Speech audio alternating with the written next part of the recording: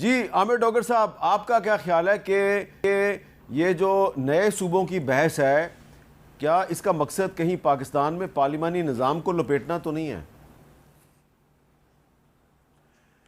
میر صاحب دیکھیں، یہ پارلیمانی نظام کا میں تو بڑا سخت حامی ہوں، میں ایک پولیٹیکل ورکر ہوں، لیکن کیا یہ پارلیمنٹ جو فارم 47 کے ووٹوں سے منتخب ہو کر آئی ہے، کیا یہ پارلیمان رہی ہے؟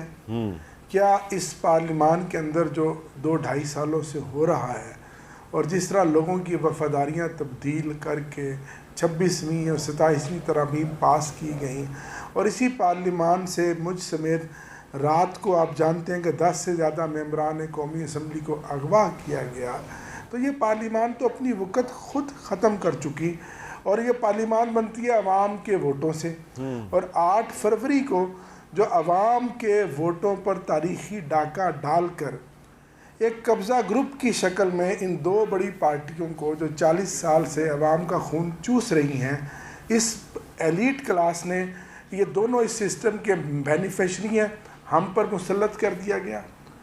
کل 5 اگست ہو جائیں گے عمران خان صاحب کی بہادری اور استقامت کی جیل کے، اچھا، اور ان 3 سالوں میں اور اس سے پہلے مجموعی طور پر 5 سال ہو جائیں گے شہباز شریف صاحب کو جو بجٹ دیے ہیں، کیا ملک نے ترقی کی ہے؟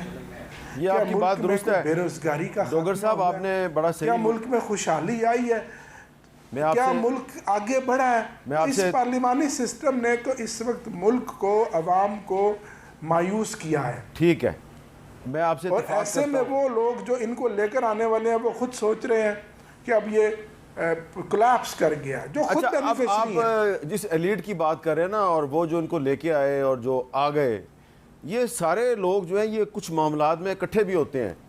ایک اور معاملہ ہے، اور وہ معاملہ جو ہے، اس سے پہلے میں آپ کو محسن نقوی صاحب کا ایک اور سٹیٹمنٹ سنانا چاہتا ہوں۔ تھوڑے دن پہلے، بلکہ کچھ مہینے پہلے، جب یہ ایک بلڈنگ ہے اسلام آباد میں، اس بلڈنگ کے اوپر جب کریک ڈاؤن شروع ہوا تھا، تو محسن نقوی صاحب نے جو بات کی تھی وہ ملتی جلتی ہے عامر ڈوگر صاحب کی بات سے۔ ذرا سنائیں جی وہ بات کیا ہے۔ افغان کانسٹیٹیوشن سے متعلق ہمارا سی ڈی اے کا بالکل خیال یہی ہے کہ اس میں وہ اللیگل تھا، جس طریقے سے اس نے بیچا، سارا کچھ کیا۔ اتنا بڑا سکیم میں نے نہیں خیال پاکستان کی ہسٹری میں ہوگا، جس میں ججز، بیوروکریٹس، سیاستدان، بینکرز، ہر ایک انوالو ہے، اور 21 سال وہ پیسے کھلاتا رہا اور یہ لوگ پیسے کھاتے رہے۔ تو میرا خیال ہے کہ ابھی صرف بلڈنگ تک نہیں ہمیں رہنا چاہیے، میں تو پوری تجویز دوں گا کہ جو اس میں جس نے ان کو نقصان پہنچایا ان سب کے پیچھے جانا چاہیے۔ یہ نقوی صاحب کی رائے تھی کہ جن لوگوں نے پاکستان کے قومی خزانے کو 21 سال تک نقصان پہنچایا ان کے پیچھے جانا چاہیے، لیکن وہ پیچھے جا نہیں سکے۔ ہیں تو بڑے طاقتور، لوگ سمجھتے ہیں بڑے طاقتور ہیں، اس معاملے میں ناکام ہو گئے۔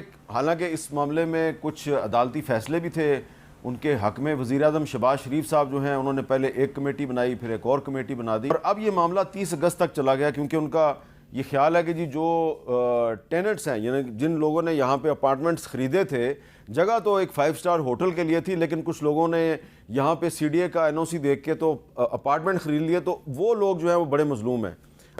اب وہ جو مظلوم لوگ ہیں ان کا تعلق سب پارٹیوں سے ہے، سب شعبہ ہے زندگی سے ہے، جس کو کہتے ہیں نا ایلیٹ، معذرت چاہتا ہوں لفظ میں استعمال کر رہا ہوں ایلیٹ کا، تو وہ سارے کے سارے لوگ جو ہیں وہ آج کل محسن نقوی صاحب کے خلاف نظر آ رہے ہیں۔ اور محسن نقوی صاحب اگر برا نہ منائے تو یہ میں ضرور کہوں گا کہ آپ نے اسلام آباد میں جو غریبوں کی بستیاں تھیں ان کو اللیگل قرار دے کر ان پر تو آپ نے بلڈوزر چلا دیے۔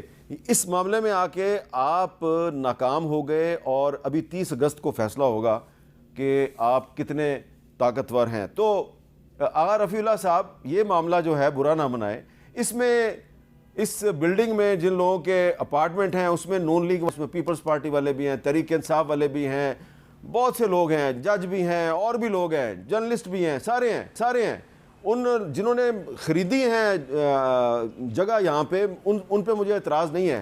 لیکن اب یہاں پہ محسن نقوی صاحب اگر کہہ رہے ہیں کہ سارے انوالو ہیں اور یہ پاکستان کی تاریخ کا سب سے بڑا سکینڈل ہے، تو کیا ان کی یہ رائے درست نہیں ہے کہ پاکستان میں گورننس کولیپس ہو چکی ہے؟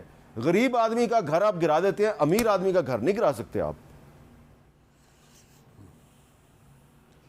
میر صاحب بہت شکریہ. اب میں آپ کی اس بات کو آگے بڑھاتا ہوں کہ نیشنل اسمبلی کی قائمہ کمیٹی انٹیریئر میں بیٹھا تھا اور اس میں میرے الفاظ ریکارڈ پر موجود ہیں جس پر میں نے کہا تھا کہ آپ ان غریب لوگوں کی سوسائٹیوں پر جس طریقے سے چڑھ دوڑے ہیں اسی طریقے سے جو ان لیگل پلازے ہیں جو ان لیگل چیزیں ہیں ان کے اگینسٹ اگر آپ نے واقعی میں کوئی ایگزامپل سیٹ کرنا ہے تو ان لوگوں کو جو اس دوران جتنے بھی بیوروکریٹس تھے اس دوران جو بھی انٹیریئر منسٹر رہے ہیں ان سب کے خلاف کارروائی کر کے دکھائیں تو میں مانوں.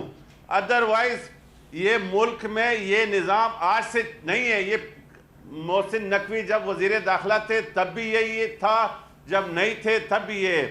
اگر آپ سسٹم کولیپس کرنے کی بات کر رہے ہیں تو پہلے اس نظام سے ہٹ جائیں اور کہہ دیں کہ یہ بوگس نظام تھا. آپ جو ہے اس کے اندر بیٹھ کے اور اس کیبنٹ کا پارٹ بن کر آپ ان کو کہہ رہے ہیں کہ یہ فلاں ہے ڈنگڑا ہے. اصل بات دیکھیں میر صاحب, نہ محسن نقوی بول رہا ہے, اصل بات وہی ہے کہ ان کو صرف یہ صدارتی محل جو ہے وہ چبھ رہا ہے اور اس کے لیے ان کو آئین کا راستہ لینا پڑے گا. آئین ہمیشہ ان کے آگے رکاوٹ ہے. یہ آئین ان لیگل ایکٹیویٹی میں ان کی خواہشات آج سے نہیں ہے. میر صاحب میں آپ کو تھوڑا سا پیچھے لے کے جاتا ہوں کہ معاشی طور پر پاکستان ڈیفالٹ کب سے ہونا شروع ہوا.